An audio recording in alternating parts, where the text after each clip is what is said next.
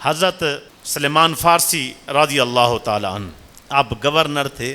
ایک مسافر نیا آیا, اس کو پتہ نہیں تھا. آپ جہاں سواریاں آ کے کھڑی ہوتی تھیں, آپ کی عادت تھی صبح صبح نماز کے بعد وہیں جا کے کھڑے ہو جاتے تھے. جب وہاں سے کوئی چیز جو ہے نا وہ لوگ مسافر آتے, آپ ان کی خدمت کرتے.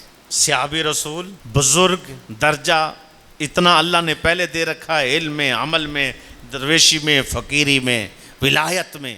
لوگ کہتے ہیں کہ غالباً اب ہم اتنے بڑے ہو گئے, اب ہمیں عمل کی ضرورت نہیں ہے. صحابی سے بڑا درجہ کس کا ہے؟ سارے محدث, فقیہ, مجتہد, سارے بات کیے, بڑی شان والے, لیکن سارے اکٹھے ہو جائیں صحابی کے جوتے کی خاک کو بھی نہیں پہنچتے. لیکن ان کو کیا ہے کہ صحابیت کا درجہ ہے, مجاہد ہیں, فقیہ ہیں, عالم ہیں, درویش, سب کچھ ہے.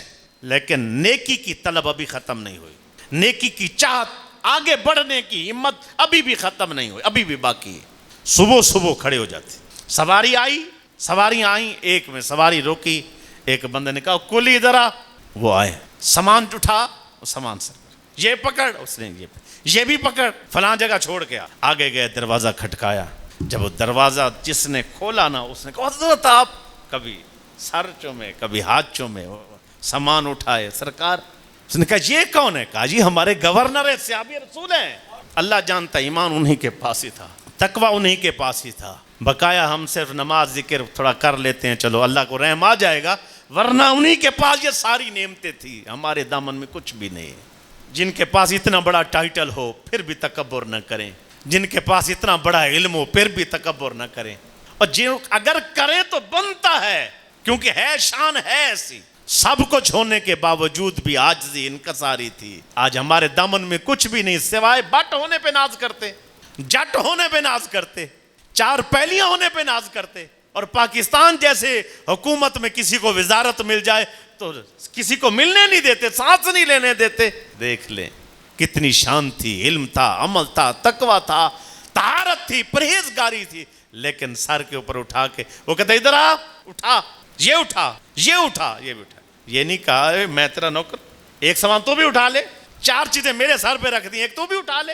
چلو بھائی کہاں چلنا ہے؟ کہا جی فلاں بندے. کہا مجھے پتہ ہے, آ جا میرے ساتھ ساتھ آ جا. چلتے گئے اس کو ادھر جا کر راز فاش. اگر وہ ممکن ہے کہ باہر سامان رکھ کے چلے جاتے تو نہ. کسی نے سوال کر دیا حضرت سلیمان فارسی سے, واہ واہ روٹیاں بھی خود پکاتے ہو, گورنر بنے بیٹھے ہو. گورنر تو وہ تھا جس کے پاس میں ہو کے آیا ہوں. ایسے لوگ پروٹوکول میں کھڑے تھے, نیزے لے کے باہر کھڑے تھے, تلواروں کے ساتھ جو ہے مسلح تھے, ان کا اتنا پروٹوکول تھا. گورنر تو وہ تھا. کہا اچھا ہم نہیں ہیں, نہیں ادھر تو روٹیاں بھی خود پکا رہے ہو, پٹے پرانے کپڑے ہیں, ایسی حالت میں بیٹھے, یہ کیا گورنر ہی ہے؟ کہا اچھا. کہا آپ کیا پسند کریں گے؟ اب اس نے کہا اس کے پاس تو دال بھی نہیں ہونی, یہ مجھے کیا کھلائے گا؟ کہا بتا کیا کھاؤ گے؟ بادشاہوں کا کھانا آپ کو پتہ ہے ہرن ہوتا ہے, جو ان کے پاس جائے وہ ہرن لاتے ہیں, اور نایاب چیز تھی. کہا جی اچھا پسند کرتے ہو, ہرن کا گوشت کرتے ہو؟ اب وہ دل میں مسکرائے, خود یہ حالت ہے مجھے ہرن کھلائیں گے. کہا اچھا ایسا کرو, یہ سامنے جنگل ہے, اس میں جا کر کہو سلیمان فارسی تم ہرنوں تمہیں بلا رہے ہیں. اب بتا رہے ہیں کہ اس نے تکبر کیا نا, وہاں ایسا تھا, ادھر کیا ہے؟ کہا اس کو دکھا رہے ہیں. آقا تے تجھے دکھاؤ. کہا جا ان کو کہو. جا کر کہا حضرت سلیمان فارسی بلا رہے. جب آواز دی تو پورے جنگل کے جتنے ہرن تھے سر جھکا کے کھڑے, حضرت مجھے ذبح کرو, حضرت مجھے ذبح کرو, حضرت مجھے ذبح کرو. اب وہ قدموں میں گر کے کہتے حضرت اصل بادشاہ تو گورنر ہی تو یہ ہے.